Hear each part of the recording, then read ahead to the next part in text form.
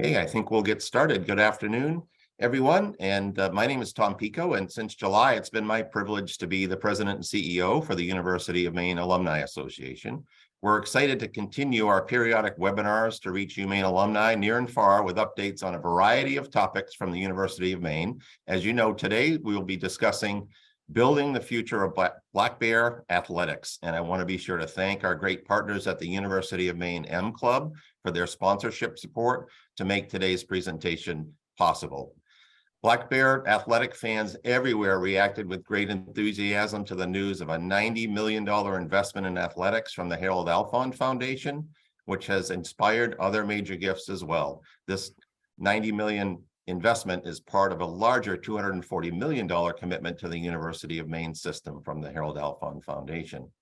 Before we hear from Seth Woodcock about the current status of UMaine Athletics Master Plan, I believe UMaine President Joan Farini-Mundy is with us, and I'd love to give her a moment to say hello and give a welcome. President Farini-Mundy. Thank you very much. Good afternoon, everybody, and I'm sorry that I'm not able to join you for this entire event, but I'm very excited about the chance for Seth to talk to you about our wonderful plans for Black Bear Athletics in light of our extraordinary gift from the Harold Alfond Foundation. So as Tom mentions, the $90 million gift is groundbreaking for this university. And we are so pleased also to have many of you on this call who have helped to join in support of this activity with your own generous gifts. So really wonderful moment to be able to hear where we are with this. I wanted to simply say that, of course, the gift to Black Bear Athletics is within the context of our overall $240 million Harold Alfond Foundation UMS Transforms activity. And so Seth and the team working on the Black Bear Athletics piece are a part of a bigger group that includes our focus on student success and retention, our focus on engineering and computer science for the state of Maine, and on the Maine Graduate and Professional Center. So all four parts of the big project are moving along and working well, looking for ways to make a profound impact on our state and on the people of our state and on the students who come to our University of Maine system for years to come. And the athletics component, of course, is right there at the center. So I'm grateful that Seth has the chance now to speak with you about where we are. He'll say a bit more about the overall project as well and tell you what our plans are looking like today. And really, in advance, I wish to thank you for your interest, your support, your good ideas as we move forward. This is a 10 to 12 year process for the entire project. And so, again, we're looking to move pieces forward as quickly as we can, when we can, and at the same time to take a longer view so that we're ready to move all of this to the advancement of the University of Maine system. With that, I'll turn it back to the host and wish you well for a very interesting webinar. Thank you. Thank you, President Farini-Mundy. We appreciate your leadership and appreciate you taking a couple of minutes to be here with us today. So we're also pleased to have Interim Athletic Director Samantha Hegman-Wary with us, and I'd like to offer Sam a couple of minutes to give a welcome as well. Sure. Good afternoon, everyone. Thank you for joining us as we discuss the progress we've made with the Harold Alfond gift and the development of the master plan. As Tom said, my name is Samantha Hegman-Wary, and I'm the interim director of athletics here at the University of Maine. I know Seth will be the person to walk you through the main presentation and what the future of Black Bear Athletics looks like, but I would be remiss if I did not say how tremendous the impact of the gift that the Harold Alfond Foundation gave will not only be to the Department of Athletics, but the university, local, and Maine state community as well.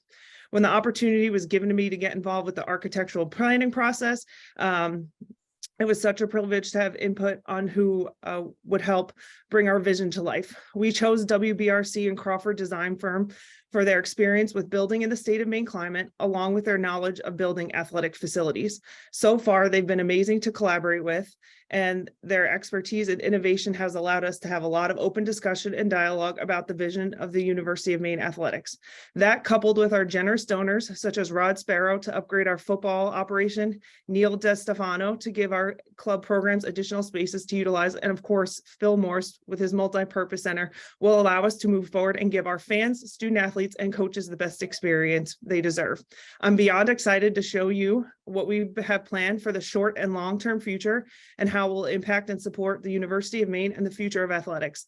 With that, Tom, I'll turn it back to you to introduce Seth and what we have in the coming years. Thank you, everyone. Thank you very much, Sam. We appreciate you being here. Appreciate your leadership. A couple of quick housekeeping items. First, we want to make sure everybody is aware that this session is being recorded, and we will share this recording online at a later date for those who are unable to join us today. And secondly, we will have time for a few questions at the end. And if you'd like to submit a question, please send that in the chat feature on Zoom here to the host, who is Nicolette Hashi of the Alumni Association, and she will relay those to me, and I will ask those questions of Seth at the end, as many as we have time to get to. So now for our presentation, I'm pleased to introduce Seth Woodcock, a familiar face to many Black Bear fans, a UMaine alum who has been leading development efforts for UMaine athletics for 10 years, and this fall has assumed the new title of Senior Associate Athletic Director for Development and Capital Planning, and is co-leading the athletics portion of the Harold Alfond Foundation grant. Seth, thank you for taking the time to be with us today, and the floor is yours. Thank you, Tom, and I'm going to share my screen here. Give me one quick second. All right. And let's just make sure as my computer decides to update a bunch of things.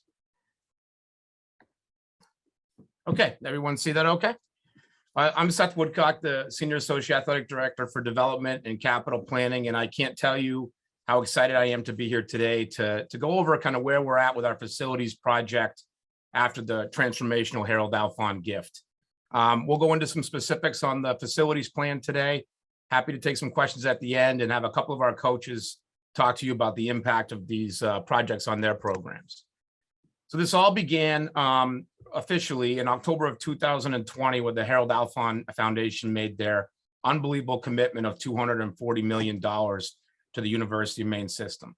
$150 million of that gift goes to the system for a lot of our academic programs and priorities that the Chancellor and President have outlined to move our state forward with our universities. 90 million of that, as you know, has gone to support the capital plans for University of Maine athletics, which we'll dive into today. And at the time, and I believe still, this represented the 5th largest gift to athletics at a public university in the history of college athletics. And I can tell you, we've had our athletic director search going on, and the impact this has had for us on recruiting not just coaches and student athletes, but leaders like ADs has been significant. They all talked about what this project means to others nationally. So we made a little noise with Maine thanks to the Harold Alfond Foundation. And it was overall the largest gift to a public university in the history of New England. So when we look at the academic side of the gift to the system, there really are 4 key components. There's a $75 million portion from the Alfonds with a $75 million fundraising match that we're required to hit to support the Maine College of Engineering, Computing, and Information Sciences. $55 million from the Alfonds with a $50 million match to support the Maine Graduate and Professional Center. $20 million with a $25 million match from us for student success and retention, and our $90 million gift with a $20 million fundraising goal for our athletics component. It's important to note that there are several fundraising buckets for these projects, and particularly on the academic side, you have federal research, you have federal grants, state funding, corporate and private support, as well as foundations across the country that are all opportunities for us to help meet this aggressive matching campaign with the Alfonds. Real quickly, as the athletics guy, we're going to dive deep into that side, but to touch upon the other things today, the Maine College of Engineering, the gift to that, and the Computing and Information Sciences is really to answer the need statewide for engineers, folks that work in computing and information sciences, with a statewide program with all of our universities in the University of Maine system to help address those needs and create the product of students that we need here in the state of Maine. The Maine Graduate and Professional Center is going to have a physical home in Portland. It's really going to prepare our business leaders, our MBA program, our graduate students to develop those skills, both with their academic skills and their leadership skills, to come into the Maine economy and be valuable components of the state of Maine going forward. Student success and retention is critical. When there was a major issue with kids coming to school and leaving after the first year. We want our students to come to our colleges and want to stay. And a big part of that is how you lay that out for students, not only throughout their 4 years, but particularly in their first year. Are they working on meaningful research projects? Are they How does the campus look? How are they involved? How are they getting tied into a meaningful career down the line? So we're going to spend a lot of time and energy making sure when we get students, we retain them as well. And then again, what I'm most excited about, the $90 million for UMaine athletics. So when we went to the Alphon Foundation several years ago and we started to think about how we could pitch what we need here at the University of Maine for our athletics program with our facilities to move the needle here at the university, not just for us, but for everyone.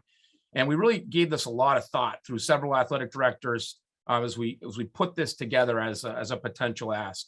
First and foremost, for our department, we need to have a Division I standard. We're the only Division I program in the state of Maine. Those fans that haven't had the opportunity to travel into any other facilities in our three conferences, we play in the America East Conference, Hockey East, and the Colonial Athletic Association. When you have a chance to travel throughout our conferences, you realize our facilities are awesome, we think. But when you travel and see what we're competing against, we were falling behind. And that's a significant issue when you want to recruit students to come to your program, student athletes, and keep them there nowadays with the transfer portal and the changing landscape of the NCAA. And also, go head to head with some of these schools and win the kids that aren't just looking at Maine, that may be looking at other institutions. So we want that to be appropriate for the state of Maine. We had a very good conversation with the Alphon leadership and the family, as well as other donors, about we want to have facilities that are appropriate for the University of Maine. We are not going to get in the arms race. We are not Alabama or Kentucky that can redo a $5 million locker room every year just because they want a specific recruit. But we need to raise the bar so that we're competitive, but we want it to be appropriate for our university and our state, and something we can maintain, we can take care of, and our fans and community can be very proud of. We take our service to state and community very personally at the University of Maine, and especially in our athletic department. I'm a native kid. I grew up in Farmington. This is the state I love. This is the university I went to. This is the stuff I'm most passionate about besides my family. This service to state's a key component of what we can do. I know what it means for the people of the state of Maine to have an athletic program that can make them believe that Mainers can do anything. And we want to have facilities that give that sense of pride, but also provide the actual physical locations for local communities to compete at our university, for state championships to come here, regional events, New England, state national events. We want folks to visit the University of Maine, because once you get them there, we'll say all of our coaches will tell you that about our recruits. They realize it's an awesome place, and some may want to go to school there. So we feel a huge obligation to the state and the community and our campus to provide that opportunity for our state. Gender equity was a massive concern for us. We've been very open about this. We have a soccer program that plays on the outfield of our baseball field. We had a softball program that's playing in northern New England with a natural grass field with, by the time of softball season, which is a lot earlier in Division I softball than it is other sports, it's a difficult place to play. We want to give our nationally ranked field hockey team a facility that they deserve to compete in. So that was a major priority of this facility plan. We want to bring basketball back on campus. This promise has been made throughout the years. We've played on campus in the pit. We know the obstacles for our fans with playing in the pit. It's just not an arena, as much as we all love it, that is appropriate for a Division I basketball program and the fans nowadays. We've enjoyed playing down at the Cross Center. It's been a really good relationship, but it's time to give our community and our campus and our student athletes a home facility for basketball. We want championship caliber support services.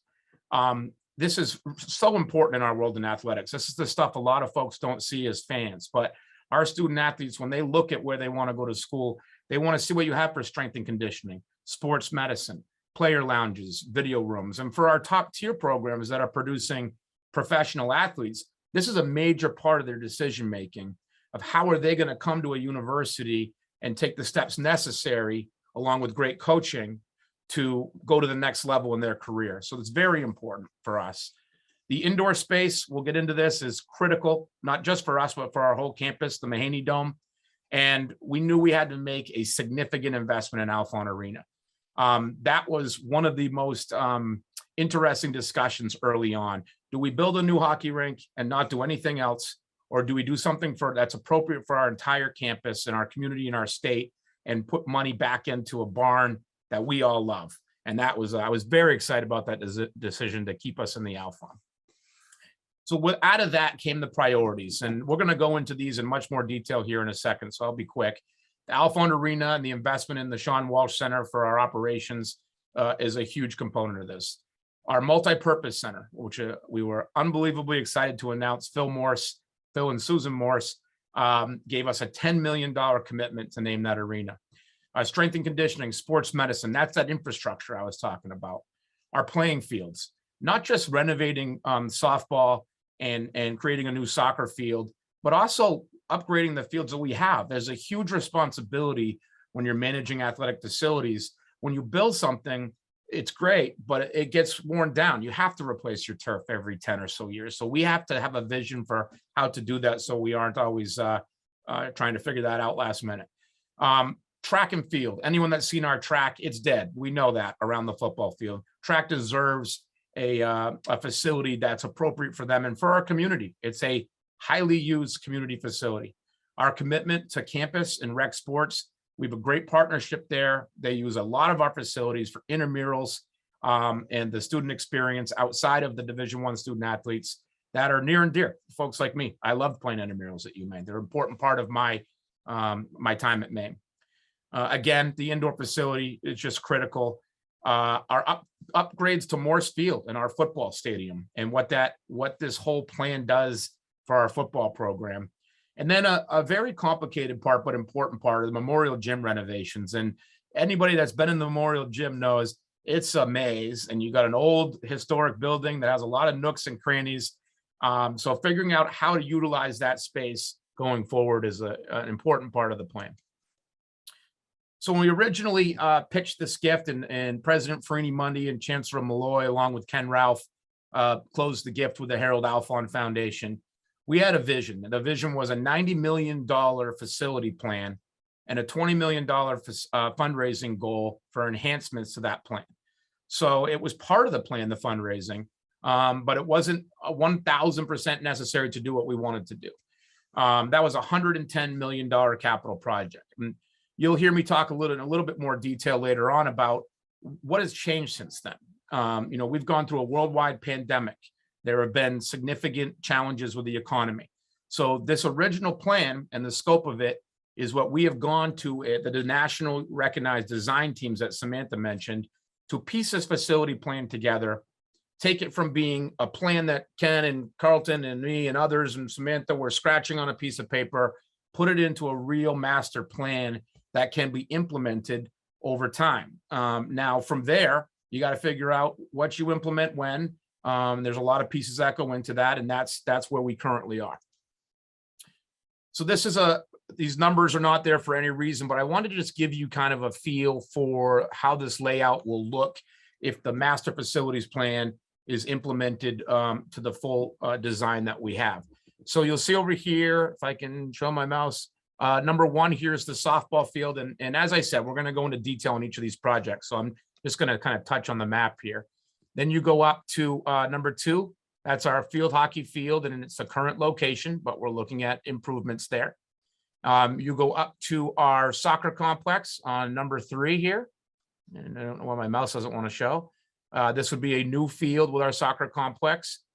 We have our track and field right next to that, number five. We have, excuse me, I don't know why that did that. We'll go backwards. I'm sorry, guys, that just skipped that. There we go.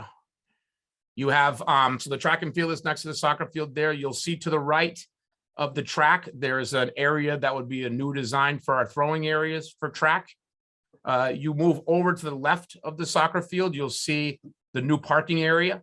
An important piece of this plan is that we're adjusting some of the parking areas, but we're gaining parking with this plan. We're not removing parking from campus by building these facilities. That took a lot of creativity and forward-thinking ideas to get that done.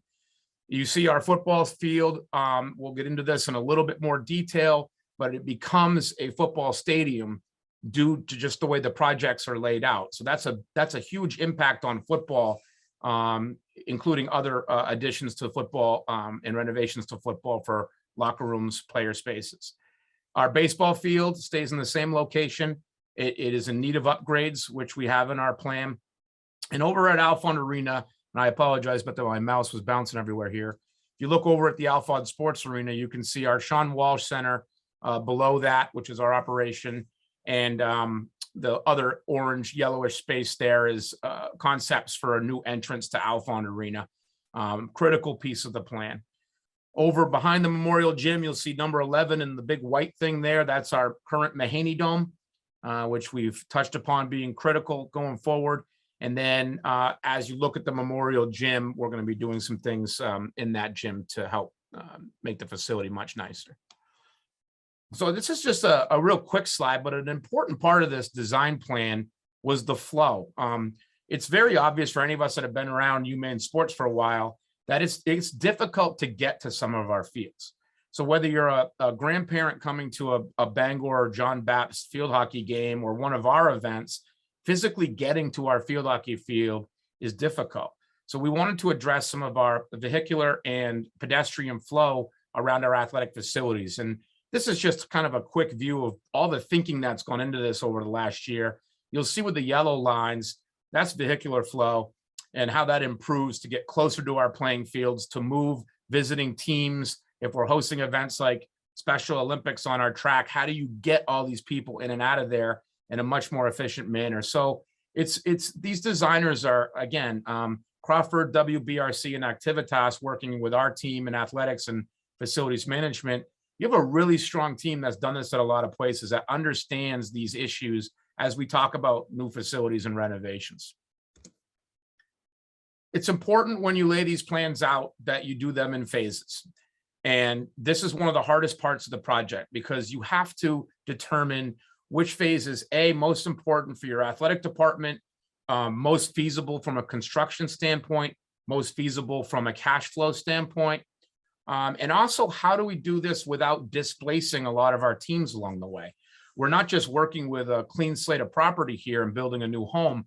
We have 450 plus student athletes and 17 programs that are practicing, competing. We have community events in the summer. So there's a lot that goes into figuring out what you do, when, and how you do it. So that's intentional, and we've laid out phases, which is a very effective plan to implement the original goals of the facilities plan with the Alfond gift that we feel very good about. So phase one in the priority projects, we're currently we're underway. So our softball field down there in number 1 is in the same location, and our field hockey field, and that is currently way under construction. I'll have some pictures to share with you, and it's really an exciting project to kick off here. And I can tell you, it just was really exciting, and I think our whole department felt that way to see some stuff, some dirt being moved, and to know that this is really happening. So that's been a great moment for us this year. And then number 2 is as well in phase 1 is our field hockey field and what we're going to do there, as part of phase 1. So getting into the softball field a little bit, as I touched upon earlier, some of the issues are you had a natural field, natural grass field. That is all turf field now. The infield's turf, outfield's turf. That's critical for us, not just because it's kind of the standard now for Division I softball, but when you're talking about playing softball and baseball in Northern New England, snow removal is important. So we can remove snow from turf and get a field ready for play without worrying about what we all worry about as Mainers during mud season. And are we ruining our front lawn for the summer? So we're in a much better position with that going forward. Huge sigh of relief for our facilities guys and our softball coach when we figured that out. Beautiful fencing, lights that are television standard lights for broadcasts. We broadcast all of our games through ESPN Plus, and it's important to have the appropriate lighting for that. Also gives us the chance to host night games when you're looking at state championships, local games. It just gives us a longer time frame during the day to host games on this facility. New dugouts, a new seating area, new bleachers, a new press box that's appropriate to call games and keep the stats during cold spring windy days. And one of the neatest things of this project is the indoor hitting pavilion. So our softball team has been sharing the hitting pavilion with our baseball team for the last several years. And we wanted to give them their own dedicated space. And we're excited that soon we're going to announce a gift that helped us fund that piece of the project. So this will be, and Coach Fitzpatrick will talk later, if not the best facility in our conference and in New England, one of the very best. And it's going to be a real gem for the whole state of Maine. There's a rendering of how it would look, and we've seen a lot of renderings in my world. So I can tell you I was super excited when I could share a picture of you of this is how it looked yesterday. This is how our softball field looks if you were going to walk out there right now. You can see the fields all in, our branding's in on the field. The dugouts are still being constructed as well as the hitting pavilion, but we're right on pace to have this open for the first game this spring, which will be a really exciting day for all of us. Our field hockey team's nationally ranked. They've done a fantastic job, and they do it with a lot of Maine kids, which is important. We wanted to give them a field that was appropriate for the type of program they're running. So construction began immediately after their season. I was joking with Coach Babineau that she makes this very difficult on us because her team is so good, they keep winning. So she couldn't complain about construction timelines and win at the same time. But we were all in all seriousness, all excited to see those pieces of equipment move over to field hockey to start the project.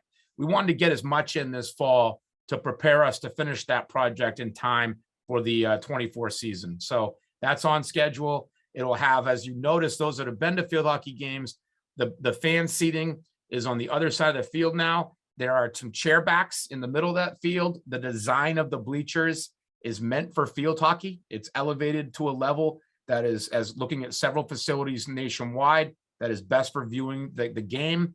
There are covered benches for our student athletes and a brand new surface. It's important for people to remember you can't play Division I field hockey on just any kind of turf. It's AstroTurf, that old AstroTurf. So when people have ideas like you should just play field hockey on your football field, or it doesn't work. It's not the appropriate surface. So they're going to have a brand new surface and a great facility. I'll touch upon real quickly, but you can see here the intentional design of parking. So I received a phone call before our championships games that there was an ADA fan that couldn't get anywhere near the field. So we have parking near these facilities out there. So it's a better experience for those coming to our games. The soccer complex was originally in phase one. It was a difficult conversation for Samantha and I to tell the soccer coach we were moving it to phase two. But we're doing that for all the right reasons. We need to take a hard look at the design and costs of the soccer complex. And we want to give our soccer program what they need. We want to build that field for our community. But there are some things we may be able to do to help us be responsible with the money that we have to spend. We can join that bid with our track and field, which is located next to it, and have some cost savings with things like infrastructure, with your power, your sewer, your drainage, all those things. So the plan is still to get that soccer project out to bid within this next calendar year, with a goal of hopefully having our soccer complex and our track completed the following year. So that's all approved by our board of trustees, and we're eager to keep that project moving along. So the track and field complex, originally you all saw a speed dome as part of the original plans. As towards the end of Ken's tenure here, and since then, we took a hard look at that, and we got a lot of feedback from our track alums and our coaches, our student athletes, our community, and we felt that the best decision for us was to keep the outdoor track. I will say that this process has been heavily discussed within our department. So Ken was spending a lot of time with our staff, our coaches, talking through these designs. It was not a decision being made in an ivory tower. We're engaging the folks that are going to be most involved with these particular areas at the time when we need their input to help us build the best facilities. So that was the result of the track. We saved some significant dollars, not doing a speed dome versus the outdoor track. We kept the outdoor track for our program, for our community, and it's going to be a great facility. You'll notice to the right, the throwing areas, that's on the right-hand side of our running trail. That's currently woods. That'll all tie in nicely for our track program and any events that we host here externally. Inside of that track, Sam mentioned that Neil DeStefano made a great estate commitment to name that field. You can see that that's a lacrosse field in there. Turf space is critical for our university. We have club sports, we have rec sports, we have community rentals, we have our teams that need extra space for training. That's a really important area inside of that track. Okay, when you look at the Alphon Stadium and our football stadium over here on Morse Field, we've already replaced the turf. Those of you that have been to a football game know that. You'll see how Morse Arena, the multi-purpose center on the south side of that, moves towards the field. That's the Ledbetter parking lot. That's where the current football scoreboard is. When you take the track out of the football field and you put that multi-purpose center there and you put visiting bleachers closer to the field and move the field tighter, you've created a football stadium. And that the look and feel of that's going to be incredible for our football fans and student athletes. I travel with football. I've been to a lot of football stadiums. This is the standard for the best game day experience for our fans and our student athletes. So we're really excited about that piece of the plan. Our baseball field, we're making a significant investment into our baseball field. We need to replace the turf. We need new fencing. We have a new scoreboard already ordered that will be in this spring. We need to take a good look at our Mahaney clubhouse. The baseball facility is our best facility when you compare it amongst our peers, but there are still significant investments to make there. Our clubhouse needs to be updated. Our locker rooms need to be renovated. We're gonna have a great push here with baseball. We've got a lot of folks that are looking forward to supporting that project financially. Again, this is an example of kind of the indoor space, what we're looking at, and these design schematics get a little wonky, so bear with us here. But when you look at our current dome, the Mahaney Dome, there is not a more important space to our athletic department and our university on the athletic side. It is used 24/7 almost in the wintertime. So what we want to do, and it also has reached the end of its life. It has a tendency to decide to, probably like me, fall once or twice during the main winter. It collapses. So that's an expensive thing for us that does it. And there's also opportunity cost that is an issue because our student athletes do not have an indoor facility to practice, and it's just not good. So these type of facilities have come a long way in the last 15 years. So for very affordably, we can build a bigger dome, and we have the plans and we figured out how to do that in a more efficient dome from a facility standpoint that just runs more efficiently, is better lit, has a better turf surface, and it's going to be a very important piece of the project going forward. When you look at the Memorial Gym, there's a bazillion things you could do in there. And the backfill that we're going to have and the spaces available as these other projects come to fruition is going to give us an opportunity long-term to do more and more in the Memorial Gym. But we have to look at what we can really focus on now. We have locker rooms in there that are an issue. We all know that. We have a flow in there that's very difficult for our student athletes. We have a siloed approach to a lot of these places. And I can tell you that with this new design, one of the things we're looking at is a student performance center, where if you notice on the yellow area there, I'll try this again without going backwards. This yellow area here, this is towards Gannett Hall in that area over there where the dome is. We want to have a new entrance for student athletes where they're connected to sports performance, strength and conditioning, academics, a connector to the dome. So we can bring our teams together. So they're not only in a more efficient place to train and to prepare and to study. This is where they're going to spend 90% of their time. They're also around each other. Our football team's around our field hockey team. Our soccer team's around our baseball team. We want to have that feel with our department that we're all on the same team going the same direction. This is a critical upgrade in our facilities, and one that we really are taking a hard look at. This is an old rendering. Don't get hung up, but this is one of the signature project, Morse Arena, our new multi-purpose center. We're going to look at exterior designs for this to have it fit the best with our campus. We'll have several options to look at, and we'll be getting feedback from people on that. But we want this facility to shine and fit with our campus. You're going to see that facility when you come up the hill looking at the Big M. That's one of the first things you're going to see on our campus on the left, and it's going to be a real shining star for the university. This map shows you again where it is on the south side of Alphon Stadium. Morse Arena is going to have a significant impact on our campus, not just for basketball, but for our entire campus and community.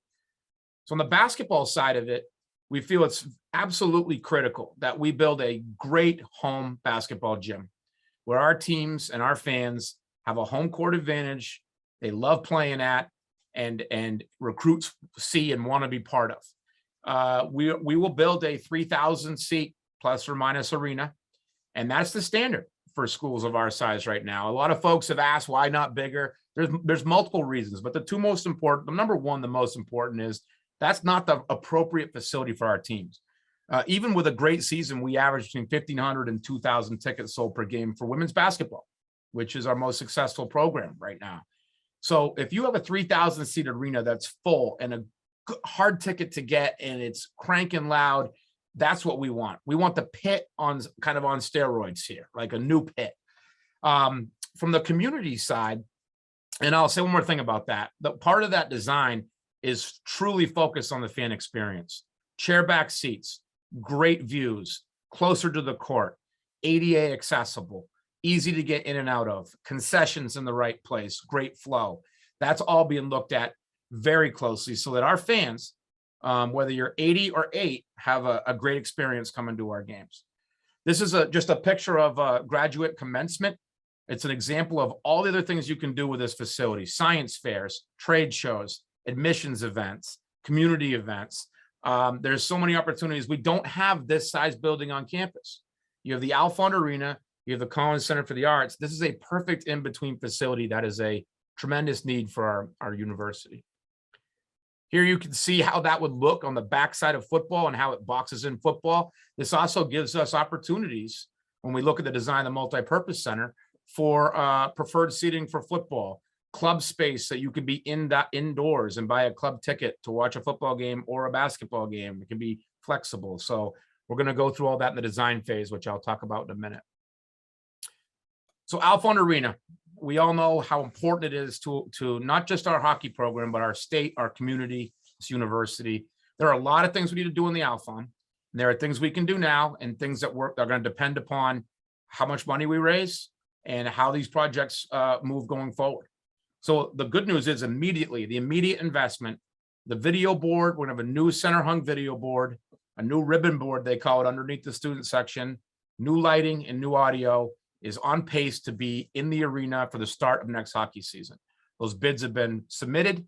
We're reviewing them. We're moving that timeline very aggressively to show we're putting money into Alphon now. The Sean Walsh Center is currently in a design phase. We're going to dive into that a little deeper here in a second, but it's critical for our student athletes in getting the best student athletes here to help us compete with our men's and women's programs on a national level. We need to look at the exterior. It needs to have good curbside appeal. It's an older building. We all love it, but it just needs to be cleaned up a little bit. Suites and preferred seating are a great opportunity. How can we upgrade those so that you're going to an old famous arena, but you're getting the amenities of a new arena, a new entrance with our history, our Hall of Fame accessible without our gift store spilling out into it. National championship trophies that you see when you walk through the front doors. Retail spot that can, not just for hockey game day, but football game day, during the week, during campus, where it's easy to get in and out of there and buy Maine gear. Concessions, how are we doing our concessions? Are we moving towards the new age of concessions where it's grab and go, where you generate more revenue and have less wait times? Our restrooms, what's your experience going to be at a game at the Alphon? And then the boards, the rink, the paint and polish. Sounds easy, but they're all very big projects with that old facility. Here you see the Sean Walsh Center, and this is just a design to look at. It's not the final product, but it gives you some ideas that we're saving money here by doing some renovating. So if you look at the white area, number one, those are current space that we found a way to renovate to save some costs, but also do what we need to do for our program, and then have some additions, 2 and 3, to help provide all those things that we want to do to give our hockey program what it needs.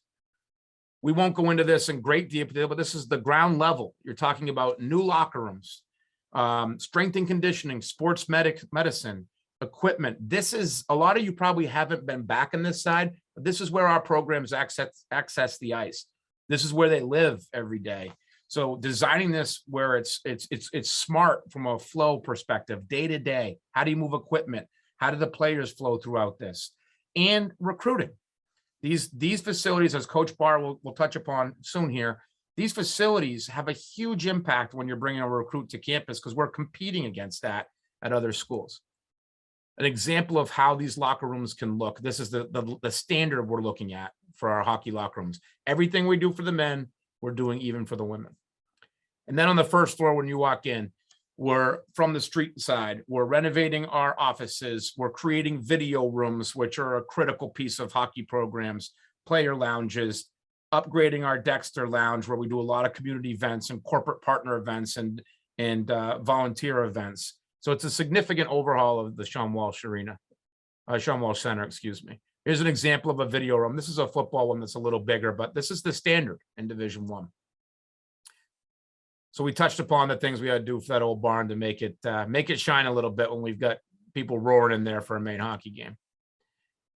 Example of what you can do to a concourse to make it feel like you're walking into a new facility. So in summary, you know, we're looking at transformational change here. And I said this when we first got the gift, but I think in my field, the word transformational is thrown out there too often. But this is truly transformational for our athletic department and our university. We're going to be able to do things that we haven't been able to do before. And that's just really exciting to me as a graduate and a Maine native. There are challenges, and we want to be very open with folks. We have hit a pandemic since we received this gift, inflation, the cost of materials and getting materials, labor shortages, all of this comes into play looking forward, because we have a responsibility to do this facility plan the way that we need to do it for our campus, our athletic department, our community, and our state. And we are committed to that. But there are pieces of that we have to figure out. There's cash flow for this project. The Alphon gift comes in over multiple years. We do not have 90 million in hand right now that we're sitting on and not spent. Our fundraising is critical. It's critical. And we'll talk about that in a quick second here. So this is all fluid, but the plan is there, and we know what we'd like to accomplish. And the goal is to accomplish that in a timely manner with the best facilities possible that makes sense for our programs when we do things. So we need to work with the system and the president and the chancellor on this. It's not just an AD deciding when to do this or when not to do this. You need board approval. We currently have board of trustees approval for construction for softball, soccer, field hockey, our baseball scoreboard, and the Alphon Arena scoreboard lights and audio. We have board approval for our track and field design, our Alphon Arena and Sean Walsh renovations and additions, our multi-purpose center, Morse Arena, our replacement of the indoor facility, baseball, turf, and clubhouse renovations, and the memorial gym. So we have board approval for those design, but we'll need to go back to the board when we have those costs and those plans for board approval for construction. We will go into design phase for those things that are approved. We're in design phase for a lot of that, and we'll continue and move forward with a multi-purpose center. And as that takes shape, we will work with the stakeholders to see what we can do in there. We'd love to move some football offices in there with Rod Sparrow's gift, a new strength and conditioning, all the stuff. But we have to take a hard look at what we can do and what's responsible versus what achieves our goals here with this facilities plan. This is the largest facilities plan in the history of the University of Maine Athletic Department and the largest campaign. So with the Alphon $90 million lead gift and our great early fundraising success, we've raised $103 million just for facilities at University of Maine. If you would have told me that 10 years ago, I would have told you were crazy. We are in a major campaign, and we need to raise more going forward. We need to blow our $20 million goal away to help us get these projects done in the right manner and on a timeline that we're all comfortable with. Going to have a tremendous impact on our university, our community, and our state. I've hit on that. And this one's personal to me. You know, I've met Harold Alphon a couple of times as a student, but I didn't have the opportunity or the pleasure to meet him a little further on in my career. But I've got a really unique opportunity to get to know several members of that family and the board, and to just learn more about Harold And it's been one of the best parts of my job because Harold was just a Mainer that had a vision. He had a vision that helped him make an awful lot of money, but he had a vision for us. And in 1977, when he supported the construction of Alphon Arena, which started his giving here, Harold Alphon realized, I don't want to just build a hockey arena so that we can play hockey at Maine. I want us to win national championships. And I think we have to reinvest in that vision. Like, good enough's not okay. We have several, and I think we expand it to several other programs. I want every little Maine kid to be like me when I, well, not in the end result, but as a little kid, I want you to dream about coming to the University of Maine because you love it and you love your home state. And, you know, I always keep this baseball on my desk. It's from 1905. And it just reminds me of the importance of my little role in continuing this long history of the University of Maine, but not looking only back, looking forward of what we can be. And this campaign is the envy of schools across the country because it gives us the opportunity to do that. So we're going to need your help to do that. And I think we have a wonderful opportunity. So how can you help? Everybody asks me how many people on your development team. I always say 50,000 plus, because we're all on the same team. Our alums, our fans, our donors, we need you out there talking positively about this plan, these projects, and what the excitement around the University of Maine. There are tons of giving options. You can make a multi-year pledge. You can give online. You can make a planned gift. There's so many different ways you can support this project. And every gift is matched dollar for dollar by the Harold Alphon Foundation. So that giving information is on our website, goblackbears.com, or the University of Maine Foundation. You can call and ask for me at any point. But just as importantly, I want everyone to feel whether you can give $100 or $100 million, we all need to do what we can do to help achieve this dream and this goal, because it's going to be achieved, but we're going to need an army behind us to do it. And I always end with a quote from Harold: if you keep chopping wood, pretty soon there'll be a pile. And he's given us about 5 cord right now. We probably need about 8 or 9 cord of wood, but we got to keep chopping, because when it's all said and done, we're going to have an unbelievable thing that we're all very, very proud of. So with that, I'll escape and try to figure out how to stop my screen share. And I will introduce real quickly our head softball coach, Jordan Fitzpatrick. Jordan's a graduate like me, and our head coach, and she's doing a great job. So Jordan, you can talk a little bit about how this will impact your program. Sure. Thank you. All right. So Seth already talked a little bit about kind of the renovations that are going on and are almost actually done on our field. So I'm just going to touch upon some of them. I know he already threw out a few of them, but the biggest one for us is the turf. I know you guys all just saw the picture of it. For us, the turf is really the major thing that we needed, especially because like he said, when we're playing in New England,